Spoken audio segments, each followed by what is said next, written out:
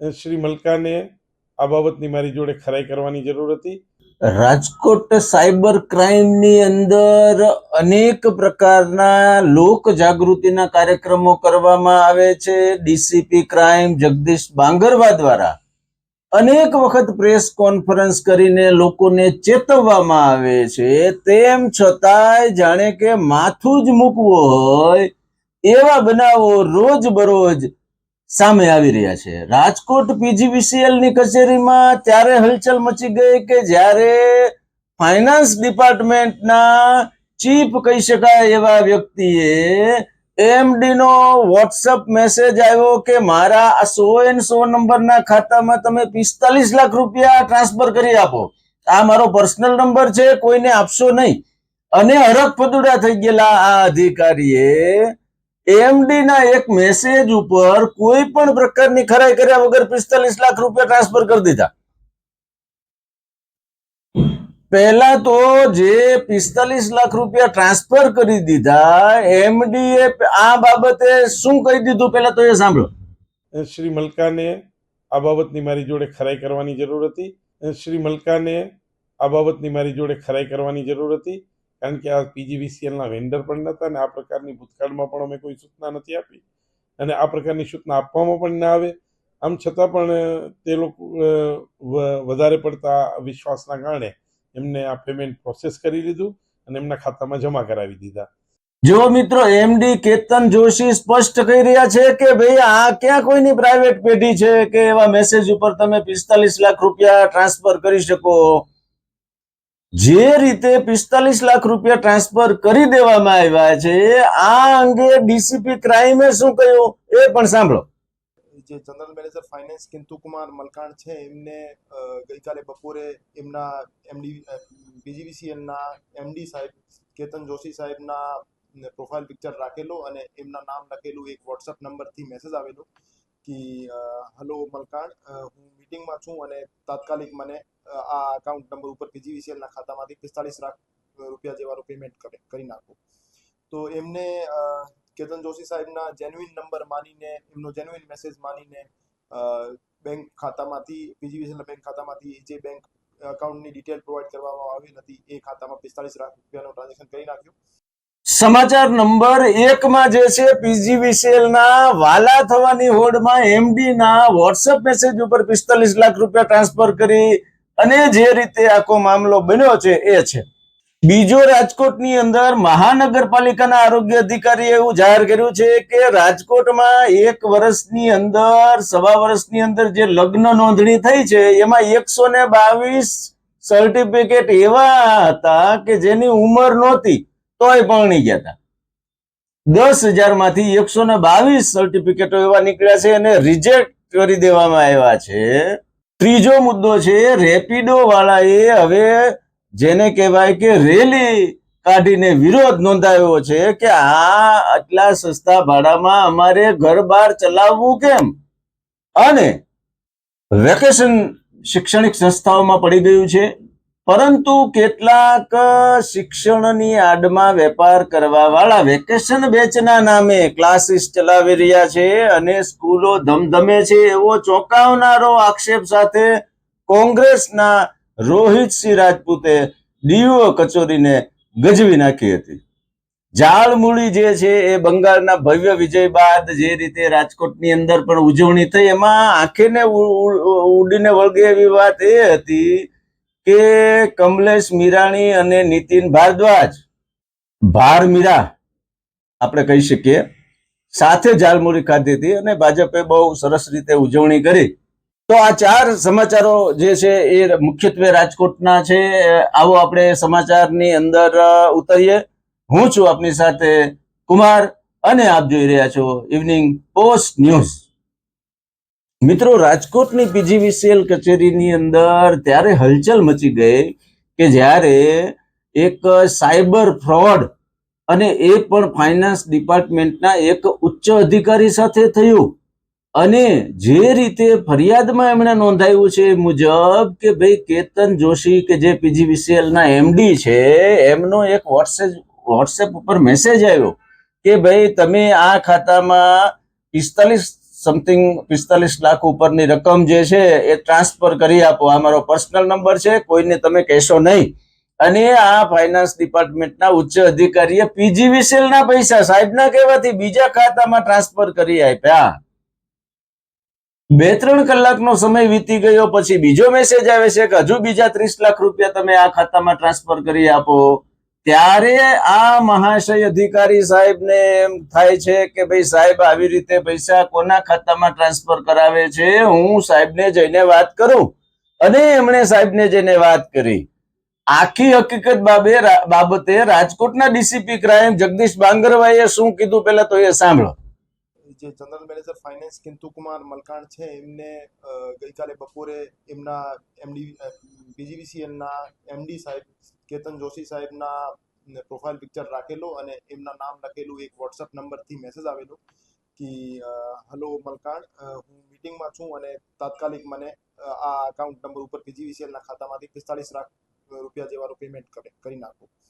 તો એમને કેતન જોશી સાહેબના જેન્યુઇન નંબર માનીને, એમનો જેન્યુઇન મેસેજ માનીને બેંક ખાતામાંથી, પીજીવીસીએલના બેંક ખાતામાંથી જે બેંક અકાઉન્ટની ડિટેલ પ્રોવાઈડ કરવામાં આવી હતી એ ખાતામાં 45 લાખ રૂપિયાનું ટ્રાન્ઝેક્શન કરી નાખ્યું. આ ટ્રાન્ઝેક્શન થયા પછી 30 લાખ રૂપિયાનો ટ્રાન્ઝેક્શન કરવા માટે ફરીથી મેસેજ આવેલો. તો ફરીથી મેસેજ આવ્યા પછી એમને શંકા ગઈ, તો એમને પોતાના એમડી સાહેબ સાથે કન્ફર્મ કર્યો. તો એમને ખ્યાલ આવ્યો કે એમની સાથે સાયબર ફ્રોડનો બનાવ બનેલ છે. જો મિત્રો, રાજકોટના ડીસીપી જગદીશ બાંગરવા સ્પષ્ટ કહી રહ્યા છે કે ભાઈ તમારી ઓફિસની અંદર આવી રીતે તમારા સાહેબો તમને કોઈ પણ પ્રકારનો રૂપિયા અને એ પાછા સરકારી ટ્રાન્સફર કરવાનું કે તો સાહેબે જ કીધું છે કે કેમ એની તમારે ખરાઈ કરવી જોઈએ. પર હું તમામને અવેર કરવા માંગુ છું કે એ રીતે આપ એક પણ અમાઉન્ટનો એક પણ નાનો ટુકડો પણ કોઈને ટ્રાન્સફર કરો તો એના પહેલા આપ એક વખત એટલીસ્ટ ટેલિફોનિક કન્ફર્મેશન લઈ લો. કોઈના મેસેજ આધારે અથવા કોઈ સોશિયલ મીડિયા સાઇટ અથવા વોટ્સએપના મેસેજ આધારે કોઈના અકાઉન્ટમાં આપ કોઈ પણ પ્રકારનો અમાઉન્ટ ટ્રાન્સફર ના કરો. અમે રાજકોટ શહેરના જે તમામ કચેરીઓ છે એમના જે અકાઉન્ટ બ્રાન્ચમાં કામ કરતા માણસોને અવેર પણ કર્યા છે કે એ રીતે આપના બોસના નામે આપને કોઈ પણ પ્રકારનો મેસેજ આવે કે પર્ટિક્યુલર અમાઉન્ટ આપ એક ખાતામાં ટ્રાન્સફર કરો તો આપ સીધા વાત માન્યા કરતા આપ એક વખત ટેલિફોનિક કન્ફર્મેશન લઈ લો, રૂબરૂ જઈને ચર્ચા કરી લો, પછી જ આપ કોઈ અમાઉન્ટ ટ્રાન્સફર કરો. એના કરતા આપ ફક્ત અને ફક્ત મેસેજના આધારે કોઈ પણ પ્રકારનો અમાઉન્ટ ટ્રાન્સફર ના કરો. પર્સનલ મેસેજ સાહેબના પર્સનલ ફોનમાંથી નથી આવ્યો, તેમ છતાંય આમાં છે જે રૂપિયા ટ્રાન્સફર કર્યા એમાં સાહેબ પ્રત્યેની એની લાગણી, પેલા તો જે કેતનભાઈ જોશી એમડી છે એમણે શું કીધું આ બાબતે એ સાંભળો. ગઈકાલે બપોરના 1:30 વાગ્યાની આસપાસ અમારા જીએમ ફાઇનાન્સ કિંતુભાઈ મલકાન ઉપર એક અજાણ્યા નંબર ઉપરથી વોટ્સઅપ મેસેજ આવ્યો અને એમાં એમને મારી ઓળખાણ આપી કે આ કેપી જોશીનો નંબર છે, આ મારો પર્સનલ નંબર છે, તમે કોઈને શેર નહીં કરતા. અને ત્યાર પછી એમને એક એકાઉન્ટ ડિટેલ આપી કે જે સિલીગુડી બ્રાન્ચ ઇન્ડુસ બેંકની હતી. એમાં એમને 45 રૂપિયા ટ્રાન્સફર કરવાની એમને સૂચના આપી. ત્યારે શ્રી મલકાને આ બાબતની મારી જોડે ખરાઈ કરવાની જરૂર હતી, કારણ કે આ પીજીવીસીએલના વેન્ડર પણ નહોતા અને આ પ્રકારની ભૂતકાળમાં પણ અમે કોઈ સૂચના નથી આપી અને આ પ્રકારની સૂચના આપવામાં પણ ના આવે.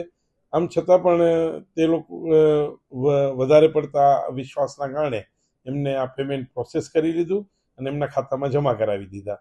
ત્યાર પછી બપોરના 3:30ની આસપાસ ફરી એમને કોલ આવ્યો અને એમાં 30 લાખ રૂપિયાની ફરીથી એને ટ્રાન્સફર કરવાની વાત કરી. આવા સમયે તેઓ મારી પાસે ખરાઈ કરવા આવતા મેં એમને જાણ કરી કે આવી કોઈ પણ પ્રકારનો મોબાઈલ નંબર હું વાપરતો નથી, આ મારો મોબાઈલ નંબર નથી, આ પ્રકારનો મેસેજ મેં કરેલ નથી. જો મિત્રો, એમડી કેતન જોશી સ્પષ્ટ કહી રહ્યા છે કે આ કોઈ પ્રાઇવેટ પેઢી તો છે નહીં. મિસ્ટર મલકાણીએ ઉતાવળ કરી છે, એમણે આ બાબતે ખરાઈ કરવી જોઈએ. હવે આ બધી બાબત છે તો પછી હવે જે આ સરકારના 45 લાખ રૂપિયા ટ્રાન્સફર થઈ ગયા એનું શું થશે? શું આ સરકારી પૈસા બાબતે ટ્રાન્સફર કરનાર વ્યક્તિ સામે કઈ કાર્યવાહી કરવામાં આવશે? એમડી કેતન જોશીએ જો સૂચના આપી હોય તો એ પુરાવા રૂપે એકત્ર કરી શકાય એમ છે. સાયબર ફ્રોડનો જ આ બનાવ છે તો જે વ્યક્તિએ ટ્રાન્સફર કર્યા છે એ વ્યક્તિને સરકારી નાણાં આવી રીતે ટ્રાન્સફર પોતાની મનસુબીથી કરી શકાય કે કેમ, એ પણ તપાસનો વિષય છે. જે રીતે કેતન જોશી એમડી હવે પછી શું કરવાનું છે એ જે છે પોતાના અધિકારીઓને કીધું છે એ પણ સાંભળો. અંગે ગઈકાલે જ વોટ્સઅપ મેસેજ અને એક ઓફિસ નોટ ફેરવવામાં આવી છે. એમાં બહુ કડક સૂચના આપવામાં આવી છે કે કંપનીના એકાઉન્ટના નિયમોને આધીન જ કોઈ પ્રોસેસ કરવી, એમને વગર કોઈ પણ એકાઉન્ટની પેમેન્ટની કોઈ પ્રક્રિયા હાથ ના ધરવી, અને આવા ફેક મેસેજ કે કોઈ ફ્રોડ પ્રકારની તમને સૂચના આપવામાં આવે તો કોઈ પણ સમયે સીધો મારો સંપર્ક કરવો. તે પ્રકારની દરેક ડિવિઝન, સબ ડિવિઝન અને સર્કલ ઓફિસ અને કોર્પોરેટ ઓફિસના સૂચના પાસ કરવામાં આવી છે. જો મિત્રો, પોલીસ જે છે એ અવેરનેસ માટેના અલગ અલગ કાર્યક્રમો કરે છે. એજ્યુકેટેડ વ્યક્તિઓ મોટા ભાગના જે છે સાયબર ફ્રોડનો શિકાર બની રહ્યા છે. 1930 નંબરની હેલ્પલાઇન છે, સાયબર પોલીસ સ્ટેશન છે, બેંક પણ હવે નવા નિયમો કરી રહી છે. પોલીસ એટલી બધી મહેનત કરે છે, છતાં પણ આવા બનાવો જે છે એ રોજ બરોજના થઈ ગયા છે. આ મામલે હવે આગળ ઉપર શું થાય છે એ પણ જોવું રસપ્રદ બનશે. પણ અત્યારે તો રાજકોટ પીજીવીસીએલ ના આ અધિકારી શ્રીએ એમડી ના એક મેસેજ ઉપર 45 લાખ જેવા રૂપિયા સરકારીઓ ટ્રાન્સફર કરી દીધા. કોકડું તો ગૂંચવાયું છે. આગળ ઉપર હવે એનો શું રસ્તો થાય છે એ પણ જોવું રસપ્રદ રહેશે. બીજા બનાવની અંદર આપણે વાત કરીએ તો રાજકોટ મહાનગરપાલિકાના આરોગ્ય અધિકારી કે જે લગ્ન નોંધણી અધિકારી તરીકેની પણ સત્તા ભોગવી રહ્યા છે, એમણે એક ચોંકાવનારી વાત કરી છે કે 2025 થી લઈને 2026 અત્યાર સુધીની અંદર 10,000 જેટલા લગ્ન નોંધણી રાજકોટ મહાનગરપાલિકામાં થયા, પરંતુ નોંધણી થયેલા જે લગ્નો છે એમાંથી 122 સર્ટિફિકેટ એવા નીકળ્યા કે જે સર્ટિફિકેટની અંદર ઉંમર તો હતી જ ને પરણી જતા. હવે આના માટેના કારણો એમણે શું જણાવ્યા છે એ પહેલા તો સાંભળો. ગુજરાત રાજ્યમાં લગ્ન નોંધણી અધિનિયમ જે છે એ અંતર્ગત દરેક લગ્નની નોંધણી કરવી આવશ્યક અને ફરજિયાત છે. રાજકોટ મહાનગરપાલિકાની આરોગ્ય શાખા હેઠળ આરોગ્ય અધિકારીને હોદ્દાની રૂએ રજિસ્ટ્રારના પાવર છે ડેડિકેટેડ કરવામાં આવેલા છે. અનુસંધાને જોવા જઈએ તો ગત જાન્યુઆરી 2025થી માંડીને એપ્રિલ 2026 સુધી, એટલે કે 12+4 મહિના દરમિયાન રાજકોટ મહાનગરપાલિકાની આરોગ્ય શાખા હેઠળ કુલ જે છે એ 10,433 જેટલી અરજીઓ છે લગ્ન નોંધણી માટે આવેલી હતી. એ અનુસંધાને જોવા જઈએ તો કુલ એ પૈકી 122 જેટલી અરજીઓ જે છે એ રિજેક્ટ થઈ છે, અને બાકીની તમામ અરજીઓમાં આપણે મેરેજ સર્ટિફિકેટ જે છે ધારાધોરણ મુજબનું આપવામાં આવેલું છે. આ ખાસ કરીને 122 અરજીઓમાં રિજેક્શન પાછળના મુખ્ય કારણોમાં જોવા જઈએ તો જે લગ્નની તારીખ જે છે, લગ્નના દિવસે વર અને વધુની ઉંમરમાં, ખાસ કરીને વરની ઉંમર 21 વર્ષ કરતાં ઓછી અને વધુની ઉંમર જે છે 18 વર્ષ કરતાં ઓછી હોય એવું પ્રાથમિક દ્રષ્ટિએ માલુમ પડેલ છે. મોટાભાગના જોવા જઈએ કિસ્સાઓમાં તો આ લગ્ન જે છે એ ઘણા બધા સમય પૂર્વે થયેલા હોય, અને ખાસ કરીને જ્યારે વ્યક્તિને પોતાના મેરેજ રજિસ્ટ્રેશન સર્ટિફિકેટની જરૂરિયાત ઊભી થાય ત્યારે વ્યક્તિ જે છે પોતાના રજિસ્ટ્રેશન માટે અત્રેની કચેરી ખાતે આવતા હોય છે, પરંતુ અનાયાસે અથવા અજાણથી તેઓ જાણતા પણ નથી હોતા કે લગ્નના સમયે તેમની જે વય જે છે એ વય મર્યાદા મુજબ હોતી નથી. આવા કિસ્સામાં જે છે રાજકોટ મહાનગરપાલિકા આરોગ્ય શાખા હેઠળ એમનું મેરેજ રજિસ્ટ્રેશન જે છે સ્વીકાર્ય કરી શકાતું નથી, અને એમનું મેરેજ સર્ટિફિકેટ માટેની અરજી રિજેક્ટ કરવામાં આવે છે. આરોગ્ય અધિકારી એવું કહી રહ્યા છે કે જે આ 122 મેરેજ સર્ટિફિકેટ ઇસ્યુ જે થયા છે એ અત્યારે તો આપણે રદ કરી દીધા છે, પણ એના કારણો એવા હોય કે પહેલા અત્યારે લગ્ન મેરેજ સર્ટિફિકેટની જરૂર પડી હોય અને આવ્યા હોય, નાનપણમાં લગ્ન થઈ ગયા હોય, એના પુરાવા હોય, પણ એ પુરાવા હાલના કાયદા મુજબ તો જે છે એ માન્ય ગણાતા નથી. કોકડું એમાં પણ ગૂંચવાયેલું તો છે જ. આગળ જોઈએ એમાં શું થાય છે. પરંતુ ઉંમર નહોતી ને પરણી ગયા ને હવે જે પરિસ્થિતિ આવી નિર્માણ થાય તો કેવી ગંભીર બાબત છે. એટલે દરેક લોકોએ પોતાના લગ્નની અત્યારે ફરજિયાત નોંધણી કરાવી દેવાની છે. છોકરીની અને છોકરાના ઉંમરની ખાસ ધ્યાન રાખવાનું છે, અને કોઈ પણ રીતે કાયદાની આ બાબતો જે છે એને અવગણવાની નથી, ને ત્યારે ભવિષ્યમાં તમને તમારા બાળકોને પણ આ તકલીફ પડી શકે. ત્રીજો બનાવ એવો છે કે રેપિડો વાળાનું જે ભાડું જે છે રિક્ષા વાળાઓ ત્રાહિમામ પોકારી ગયા છે કે ભાઈ જે 15 હતા એના 12 રૂપિયા કરી દીધા. હવે 12 માંથી એમ કે છે કે હવે તમે આમ કરો ને આમ કરો. હવે આમાં અમારું ઘર ચલાવવું કઈ રીતે? દરરોજના 200-300 ની નુકસાની થાય છે. રેપિડોના જે એક ભેગા થયેલા લોકોના જે કેપ્ટન છે એમાંથી એક ભાઈ જે છે એમણે મીડિયા સમક્ષ શું કહ્યું સાંભળો. મારું નામ મયુર ભરવાડ છે અને અમે રાજકોટ રેપિડો કેપ્ટન છીએ બધા, અને 500-700 જણા ભેગા થયા છીએ. જે અમારી માંગણી હતી 15 રૂપિયા ભાવની, જે ઘટાડી નાખ્યો 12 રૂપિયા કરી નાખ્યો છે, તો શાંતિપૂર્ણ રેલી અમે કાઢી છે. જે અમારી માંગ છે 15 રૂપિયાની, એ અમને ભરપાઈ કરી દી. 15 રૂપિયા ભાવ કરી. રિક્ષા ચાલકને અત્યારે જે ભાવ ઘટાડી નાખ્યો છે 3 રૂપિયા, એટલે પર ડે એક રિક્ષા વાળાને 200 થી 250 રૂપિયાની નુકસાની આવે છે. 200-250 રૂપિયામાં ઘરનું ગુજરાન હાલી જાય. એ નુકસાન એવી છે, એના અમે અમારો વિરોધ છે. આ બાબતે રજૂઆત કરી છે પણ કોઈ જાતના જવાબ આપતા નથી, એટલે અમારે આ પગલું ભરવું પડ્યું. જો મિત્રો, આ વાત એટલા માટે આપણે કરીએ છીએ કે અત્યારે જે છે એ આવી સર્વિસીસ લેવાનો જે છે એ ટ્રેન્ડ વધતો જાય છે. પણ જે કંપનીઓ છે એ કંપનીઓએ જે ભાડા કરાર કર્યા છે, નક્કી કર્યા છે એ મુજબ આપવામાં આવતું નથી, અને એટલે આવી વિટંબણા સર્જાતી હોય એવું બની શકે.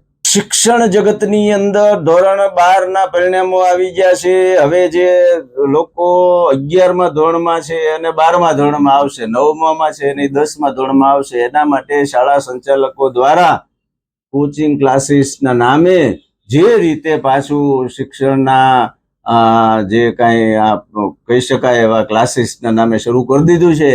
એ રોહિતસિંહ રાજપૂત કોંગ્રેસના નેતા છે, એમણે આ અંગે ધગધગતી રજૂઆત જે છે એ ડીઓ કચેરીમાં કરી અને ગાંધીનગર સુધી રજૂઆત કરી કે ભાઈ આ વસ્તુ જે છે કે વેકેશનની અંદર આવું કશું ચલાવવાનું નથી, કરવાનું નથી, છતાં આવા બીજા નામે કરે છે.